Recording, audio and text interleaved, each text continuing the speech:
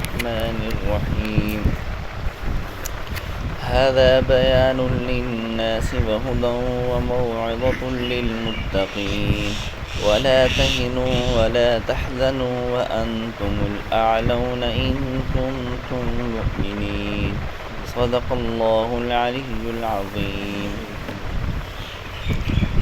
پیچھے تذکرہ متقین کا چل رہا تھا۔ اللہ رب العزت نے پھر یہ بھی فرمایا کہ متقین اگر کہ لوگ یہ عمل کرتے رہیں گے اس کے لیے اچھا بدلہ ہوگا۔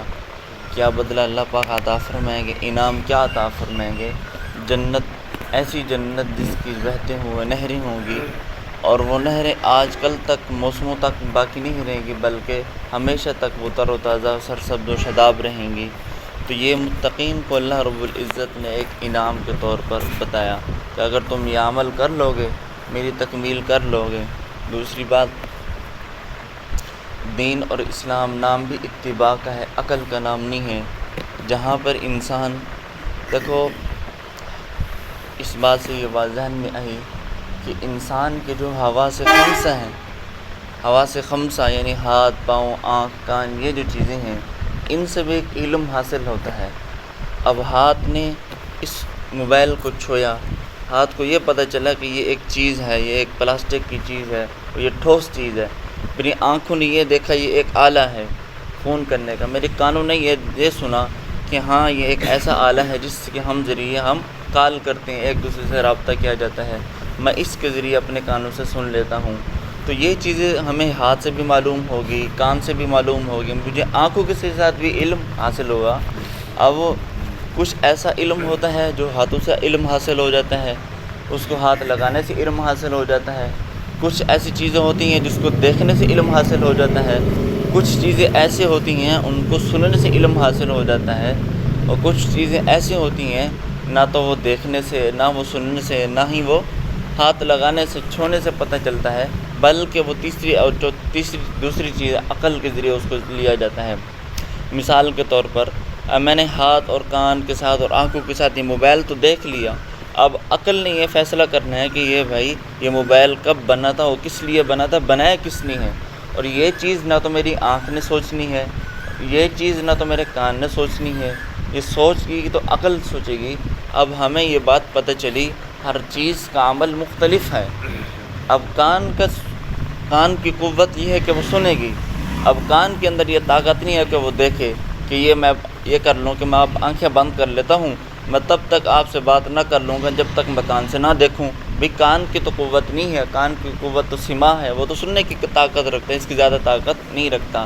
تو اللہ تبارک و تعالی نے فرمایا تو ہر چیز کی ایک حد ہے، ہاتھ کی ایک حد ہے، کان کی ایک حد ہے، دیکھنے کی بھی ایک حد ہے، چلنے کی ایک حد ہے، انسان اس حدود سے زیادہ آگے نہیں ہے۔ تو عقل کی بھی ایک حد ہے، یعنی عقل کے ذریعے جو بندہ سوچتا ہے اس کی بھی ایک حد ہے۔ جہاں پر تمہاری عقل ختم ہو جائے وہیں پر تم وحی کا ذریعہ حاصل کرو۔ تو پھر یہ دیکھو اللہ اور اللہ کے رسول کریم صلی اللہ علیہ وسلم نے کیا فرمایا، بلکہ تم وحی کو عقل پہ مت ترازو، یہ نہ کہو کہ یہ بات جو دی ہے اللہ رب العزت نے ہمیں فرمایا کہ تم زکوٰۃ دو، یہ میری بات اب میری عقل میں نہیں لگ رہی، ہم زکوٰۃ کیسے ادا کریں، یعنی ہم زکوٰۃ دیں، مال تو خرچ ہوتا ہے، تو اللہ فرما رہا ہے تمہارے مال میں دگنا اضافہ فرما دوں گا، تو یہ بات میری عقل میں نہیں لگ رہی، یہ عقل کی بات یہاں نہیں ہوگی، کیونکہ ہر چیز کی ایک حد تھی۔ عقل نے یہ سوچنا تھا کہ میں نے زکوٰۃ دینی ہے اور اللہ نے حکم فرما دیا میں نے زکوٰۃ دے دی، تو یہ ہمیں وحی سے پتہ چلا۔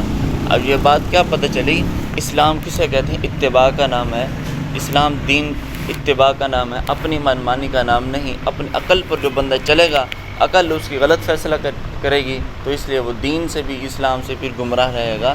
تو انسان کو بھی اتباع کرنی چاہیے، اتباع اللہ اور اللہ کے رسول کریم صلی اللہ علیہ وسلم کی ہمیں کرنی چاہیے۔ اللہ مجھے اور آپ کو بھی سچی سچی اتباع کرنے کی توفیق عطا فرمائے۔ تو اللہ رب العزت نے فرمایا کہ ھذا بیان للناس، کہ یہ جو بیان ہے، یہ جو کتاب ہے، یہ لوگوں کے لیے ہدایت کی کتاب ہے، وموعظۃ للمتقین، اس متقین کے لیے ہدایت کی کتاب ہے۔